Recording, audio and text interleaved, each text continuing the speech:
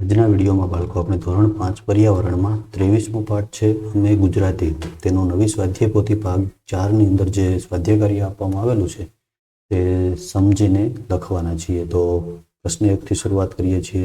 પ્રશ્ન 1 છે ગુજરાત વિષયનું તમારા પાઠ્યપુસ્તકમાં ન હોય તેવું કોઈ ગીત શોધીને અહીંયા લખો। તો તમે કોઈ પણ ગીત ગુજરાત વિષયનું લખી શકો છો। અહીંયા આપણે અહીંયા ગીત લખ્યું છે તો એ જોઈ લઈએ। ભારત ભૂમિનું ભવ્ય ભાતીગળ ગુજરાત રૂડું રાજ રે મારું ગુજરાત રૂડું રાજ, ગૌરવ ગુજરાત અપાવે એની તોલે કોઈ ન આવે, લોક વાહ વાહ બોલાવે ગરવી ગુજરાત કહેવાવે, ગુજરાતના જૂનાગઢમાં ભક્ત નરસૈયો ભક્તજન ઘરે જાય રે, લોકલાજને નેવે મૂકી શ્યામ ચરણે ઝૂકી ઝૂકી, મીઠું મોહન નાન બાપુનું પોરબંદર મોજાર રે, એને નહોતી દેહની પરવા દોડ્યો દાંડી યાત્રા કરવા, સોરઠ શોભે સુગમ સંગીતે ગીતડા મીઠા ગાય રે, ઝવેરચંદની કાયા હુમાણી સાચી સાહિત્ય સરવાણી। તો આવું સરસ મજાનું ગીત છે અને એમના કવિ છે મણિલાલ શ્રીમાળી, એમનું ઉપનામ મિલન છે। તો એમણે આ કવિતા લખેલી છે। હવે આગળ બીજો પ્રશ્ન છે તમે લખેલા ગુજરાત વિશેના ગીતને લગતા 5 પ્રશ્નો બનાવીને અહીંયા લખો। તો ઉપર જે આપણે ગીત લખ્યું છે એના વિશેના અહીંયા થોડા પ્રશ્નો લખવાના છે। તો પહેલો પ્રશ્ન આપણે લખ્યો છે ગુજરાતમાં જૂનાગઢના કયા ભક્તની વાત આવે છે? તો એની અંદર કયા ભક્તની વાત આવે છે? તો નરસિંહ મહેતાની વાત આવે છે। બરાબર છે, આપણે ખાલી પ્રશ્ન લખવાના છે, જવાબ લખવાના નથી અને એ તમારે પછી તમારા મિત્રને પૂછવાના છે પ્રશ્નો। બીજું છે દાંડી યાત્રા કરવા કોણ ગયું હતું? તો દાંડી યાત્રા કરવા માટે મોહનદાસ ગાંધી એટલે કે ગાંધી બાપુ ગયા હતા। ત્રીજું છે બાપુનું નામ કયા શહેર સાથે જોડાયેલું છે? તો એમાં પોરબંદર શહેરનું નામ આવ્યું છે। ચોથું સોરઠ શેનાથી શોભે છે? સોરઠ શેનાથી શોભે છે? તો જો કવિતામાં આવ્યું છે સોરઠ શોભે સુગમ સંગીત, તો સુગમ સંગીતથી સોરઠ એટલે કે સૌરાષ્ટ્ર શોભે છે। પાંચમું ગીતમાં કયા સાહિત્યકારનું નામ આવે છે? તો એની અંદર ઝવેરચંદ મેઘાણીનું નામ આવે છે। પ્રશ્ન 3 છે નીચેના પ્રશ્નોના જવાબ આપેલા વિકલ્પમાંથી પસંદ કરી અને બોક્સની અંદર લખો। તો અહીંયા પ્રશ્ન આપેલા છે, નીચે 4 એના જવાબના વિકલ્પો આપેલા છે। તો એમાંથી સાચો વિકલ્પ પસંદ કરી અને આપણે જવાબ આપવાનો છે। એમાં પહેલો પ્રશ્ન છે હું આણંદ જિલ્લામાં ઊભો છું તો તે જિલ્લાને કયા જિલ્લાની સરહદ સ્પર્શતી નથી? કયા જિલ્લાની સરહદ સ્પર્શતી નથી? તો આણંદ જિલ્લાને કયા જિલ્લાની સરહદને સ્પર્શે? તો એમાં જવાબ આવશે પાટણ, પાટણ આવશે। તો બોક્સની અંદર આપણે લખીશું એ। બીજું છે ગુજરાત રાજ્યના વિસ્તારની દ્રષ્ટિએ સૌથી નાનો જિલ્લો કયો છે? સુરેન્દ્રનગર, કચ્છ, ડાંગ અને રાજકોટ। તો એમાંથી આવશે ડાંગ, અહીંયા આપણે લખીશું સી। ત્રીજો પ્રશ્ન છે હું જ્યાં ઊભો છું ત્યાં મને કર્કવૃત પસાર થાય છે તેવું બોર્ડ જોવા મળે છે, તો હું અહીં નીચેનામાંથી કયા જિલ્લામાં હોઈશ? અરવલ્લી, વડોદરા, અમદાવાદ, તાપી। એમાંથી અરવલ્લી આવશે। કયો જિલ્લો આવશે? અરવલ્લીમાંથી કર્કવૃત પસાર થાય છે। જો આ નકશાની અંદર આપણે જોઈએ તો અહીંથી કર્કવૃત પસાર થાય છે, તો એ અહીંયા અરવલ્લી જિલ્લો આવેલો છે। તો અરવલ્લી જિલ્લામાંથી પસાર થાય છે। એવી જ રીતે જો આણંદ છે તો એને ખેડા છે, વડોદરા છે, ભરૂચ છે, અમદાવાદ છે એની બોર્ડર અડે છે, પાટણ જિલ્લાને સ્પર્શતી નથી। તો એ આગળના પ્રશ્નની અંદર એ જવાબ હતો। આગળ છે સ્નેહલ દાહોદ જિલ્લામાં ફરવા ગયો છે, તેને જિલ્લાના પડોશી રાજ્યમાં ફરવા જવું છે, તો તે કયા રાજ્યમાં જશે? એનો પડોશી રાજ્ય જો રાજસ્થાન, મધ્યપ્રદેશ એ અને બી બંને અને મહારાષ્ટ્ર। તો પડોશી રાજ્ય કયું છે આમાંથી? 3 છે એમાંથી। તો આપણે જોઈએ નકશાની અંદર શું છે જો, તો દાહોદ જિલ્લામાં છે। ક્યાં છે? દાહોદ જિલ્લામાં। અને પડોશી રાજ્ય 2 છે, કયા? મધ્યપ્રદેશ અને રાજસ્થાન 2 છે, મધ્યપ્રદેશ અને રાજસ્થાન। તો અહીંયા જવાબની અંદર આપણે જોઈએ રાજસ્થાન અને મધ્યપ્રદેશ, તો એ અને બી બંને આવશે। તો એની અંદર જવાબ આવશે સી અને અહીંયા આપણે લખીશું સી। તો આવી રીતે એ બધા પ્રશ્નોના જવાબ લખવાના હતા। આગળ ચોથો પ્રશ્ન છે પ્રશ્ન 4 નીચેના વિધાનોના કારણો આપી જણાવો। પેલું છે અંતઃસ્થ નદીઓ કુંવારિકાઓ કહેવામાં આવે છે, શું કામ? તો બધી નદીઓ સાગરને જ મળતી હોય છે, પણ કેટલીક નદીઓ સાગરમાં મળવાને બદલે રણમાં સમાઈ જાય છે, તેથી આવી નદીઓને કુમારિકાઓ કહેવામાં આવે છે. બીજો પ્રશ્ન છે આગળના પાના ઉપર, ડોક્ટર વર્ગીસ કુરિયનને શ્વેતક્રાંતિના પ્રણેતા કહેવામાં આવે છે. શું કામ? તો કે ડોક્ટર વર્ગીસ કુરિયને ભારતના દૂધ ઉત્પાદન અને ડેરી ઉદ્યોગના વિકાસ અને પરિવર્તનમાં મહત્વની ભૂમિકા ભજવી હતી, તેથી તેમને શ્વેતક્રાંતિના પ્રણેતા કહેવામાં આવે છે. ત્રીજો પ્રશ્ન છે સાપુતારાને હવા ખાવાનું સ્થળ શા માટે કહેવામાં આવે છે? તો સાપુતારા છે ને 1000 મીટરની ઊંચાઈ પર આવેલું હોવાથી ત્યાંની હવા ઠંડી રહે છે અને આસપાસના જંગલ વિસ્તાર હોવાથી હવા તાજી અને ચોખ્ખી હોય છે, તેથી ઉનાળામાં લોકો આ સ્થળે હવા ખાવા માટે આવે છે, તેથી એને હવા ખાવા માટેનું સ્થળ કહેવામાં આવે છે. ચોથો પ્રશ્ન છે સરદાર સરોવર બંધને મહત્વની સિંચાઈ યોજના શા માટે કહેવામાં આવે છે? તો કે સરદાર સરોવર બંધના કારણે ગુજરાતમાં પાણીની અછત દૂર થઈ છે, જેથી ખેતીમાં સમૃદ્ધિ આવી છે. એ ઉપરાંત વીજળીના ઉત્પાદન તે ઔદ્યોગિક ક્રાંતિનો પણ વિકાસ થયો છે, તેથી સરદાર સરોવર બંધને મહત્વની સિંચાઈ યોજના ગણવામાં આવે છે. પાંચમો પ્રશ્ન છે વર્ગીકરણ કરો.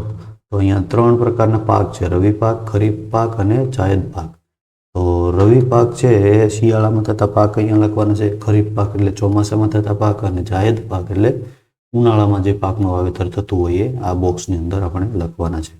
તો ડાંગર છે એ સૌ પ્રથમ, તો ડાંગર છે એ કયો પાક છે? તો ડાંગર છે એ રવિ પાક છે, તો એની અંદર આપણે લખીશું ડાંગર. પછી તરબૂચ છે એ ખરીફ પાક છે અને જાયદ પાક છે. એના પછી છે ઘઉં, તો એ રવિ પાકની અંદર આવશે. પછી ટમેટા, તો ટમેટા છે એ આપણે જાયદ પાકની અંદર લખીશું. એના પછી છે મગફળી, તો મગફળી છે એ ખરીફ પાક છે. જુવાર પણ જાયદ પાકની અંદર લખીશું આપણે. શેરડી છે એ રવિ પાકની અંદર લખીશું. વટાણા છે એ ખરીફ પાકની અંદર લખીશું. મકાઈ એ પણ ખરીફ પાકમાં. મેથી તો એ રવિ પાક. તો આવી રીતે બધા પાકો છે એનું વર્ગીકરણ કરવાનું છે. એમાં જો ખરીફ પાક અને જાયદ પાક છે ને એ બંને પાક છે એ ભેગા પણ લખી શકાય, કેમ કે જે પાક ચોમાસામાં થતા હોય એ ઉનાળામાં પણ થતા હોય છે અને ઉનાળામાં થતા હોય પાક ચોમાસામાં પણ થતા હોય છે, એટલે બંને પાક છે એને ભેગા પણ આપણે કરી શકતા હોઈએ છીએ. આગળ પ્રશ્ન 6 છે જોડકા જોડો. જોડકા જોડો. તો અહીંયા અ વિભાગની અંદર સ્થળના નામ આપેલા છે અને એ કયા જિલ્લામાં આવેલા છે એ આપણે અહીંયા લખવાનું છે. તો પહેલું છે સ્ટેચ્યુ ઓફ યુનિટી, તો એ આમાંથી કયા જિલ્લાની અંદર આવેલું છે? તો કે નર્મદાની અંદર આવેલું છે. તો આપણે એની સામે આપણે અહીંયા જવાબમાં લખીશું ક,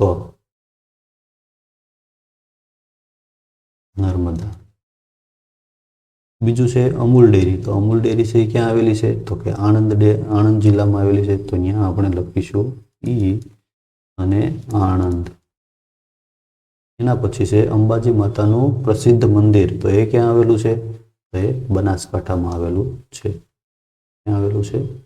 બનાસકાંઠામાં. તો અહીંયા આપણે લખીશું ડ અને બનાસકાંઠા. એના પછી છે રાણકી વાવ, તો એ આવેલું છે પાટણમાં. તો આપણે અ લખીશું અને લખીશું પાટણ.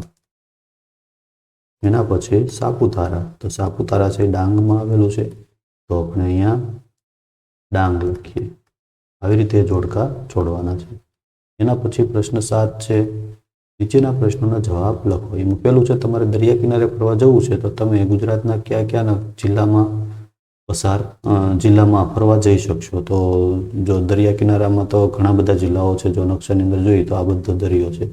આ કાંઠા ઉપર આવેલા જિલ્લા જો કચ્છ, મોરબી, જામનગર, દેવભૂમિ, દ્વારકા, પોરબંદર, જુનાગઢ, ગીર સોમનાથ, અમરેલી, ભાવનગર, આણંદ, ભરૂચ, સુરત, નવસારી, વલસાડ, આ બધા જિલ્લાઓની અંદર આપણે દરિયા કિનારે ફરવા માટે જઈ શકીએ.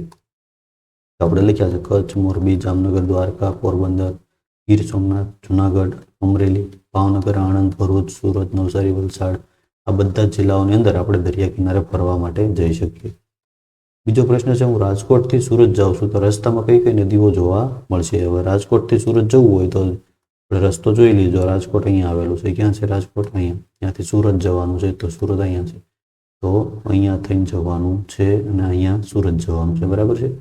તો એમાં કઈ કઈ નદીઓ આવશે? તો નદીઓ છે એ નદીઓનો નકશો આપણે જોઈએ આગળ. તો અહીંયા આપણા પાઠ્યપુસ્તકની અંદર નદીઓનો નકશો આપેલો છે. જો તો અહીંયા રાજકોટ છે અહીંથી આપણે જઈશું તો જો આ બધી નદીઓ છે જે વાદળી કલરની લાઈનો દેખાય છે એ બધી નદીઓ છે ને એના નામ પણ આપેલા છે. તો સૌપ્રથમ જો ભોગાવો આવશે, સાબરમતી, પછી મેસવો, શેઢી, વિશ્વામિત્રી, નર્મદા, મહી, પછી આગળ અહીંયા તાપી આવે છે. બરાબર છે. તો આટલી બધી નદીઓ છે એ વચ્ચે આવશે. તો એ જવાબની અંદર આપણે લખવાની છે. તો અહીંયા આપણે જવાબમાં લખ્યું છે કે આજી, ભોગાવો, સાબરમતી, વાત્રક, શેઠી, મહીસાગર, વિશ્વામિત્રી, નર્મદા અને તાપી નદીઓ જોવા મળશે. આગળ છે, હું રીંછ અભયારણ્યમાં ઊભો છું તો કયા જિલ્લામાં હોય? તો આપણા ગુજરાતની અંદર રીંછ અભયારણ્ય છે બનાસકાંઠા જિલ્લામાં આવેલું છે. તો રીંછ અભયારણ્યમાં જો તમે ઊભા હો તો બનાસકાંઠા જિલ્લામાં આપણે હોઈએ. ચોથો પ્રશ્ન છે, નીચેના જિલ્લાઓમાં ફરું છું તો મને જિલ્લાની સૌથી મોટી ડેરીઓ કઈ જોવા મળશે? તો આણંદ જિલ્લામાં કઈ ડેરી જોવા મળશે? અમૂલ ડેરી. મહેસાણામાં દૂધસાગર, સુરતમાં સુમુલ ડેરી, બનાસકાંઠામાં બનાસ ડેરી. તો આ બધી ડેરીઓ છે આ જિલ્લાઓમાં આવેલી છે.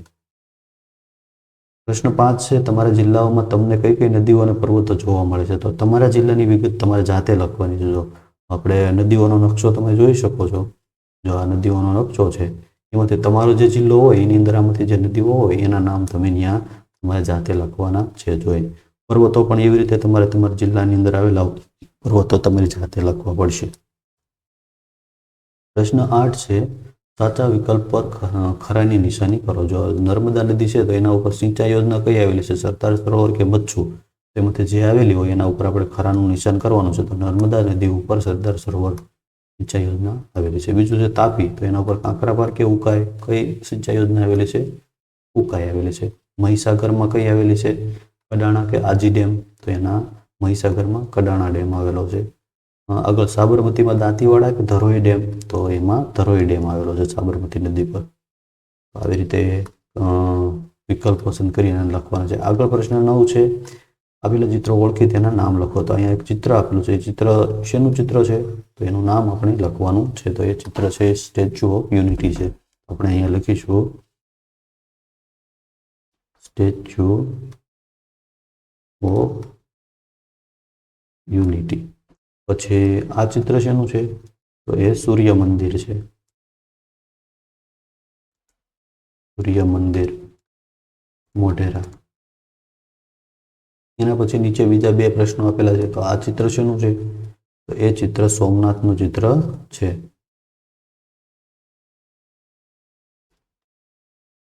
સોમનાથ અને એની બાજુમાં આ ચિત્ર સીદી સૈયદની જાળી છે.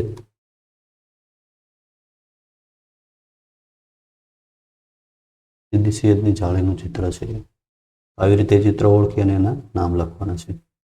આગળ પ્રશ્ન 10 છે, નકશામાં નીચેની વિગતો દર્શાવો. જો આ બધા જે વિગતો છે એ આપણે નકશાની અંદર દર્શાવવાની છે. તો સૌથી પ્રથમ ગાંધીનગર. તો ગાંધીનગર ક્યાં આવેલું છે? તો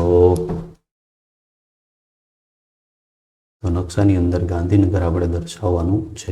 તો ગાંધીનગર ક્યાં આવેલું છે? પહેલા તો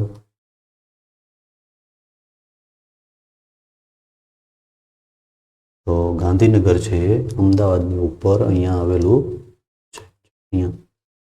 અહીંયા આવેલું છે.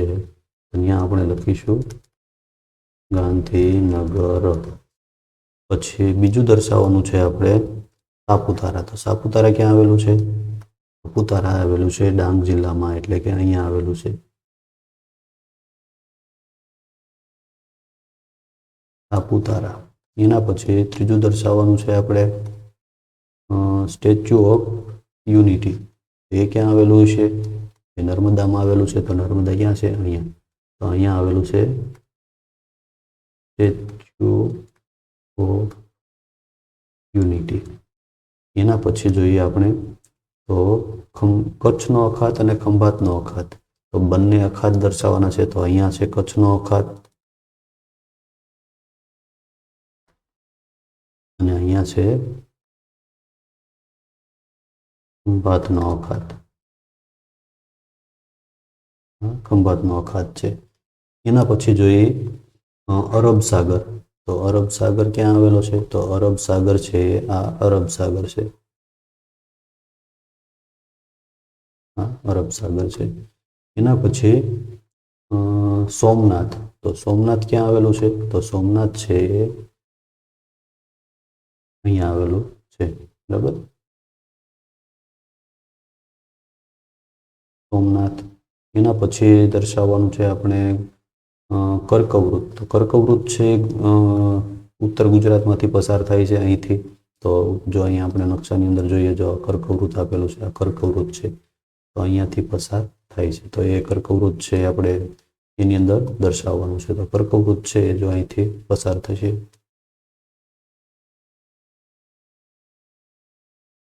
આવી રીતે કર્કવૃત છે આપણે દર્શાવવાની છે. આ કર્કવૃત છે. એના પછી શું દર્શાવવાનું છે? તો ગીર અભયારણ્ય. તો ગીર અભયારણ્ય ક્યાં આવેલું છે? જુનાગઢની અંદર આવેલું છે. તો જુનાગઢ જિલ્લો ક્યાં છે? તો જુનાગઢ જિલ્લો આ છે. તો એમાં અહીંયા આવેલું છે ગીર અભયારણ્ય.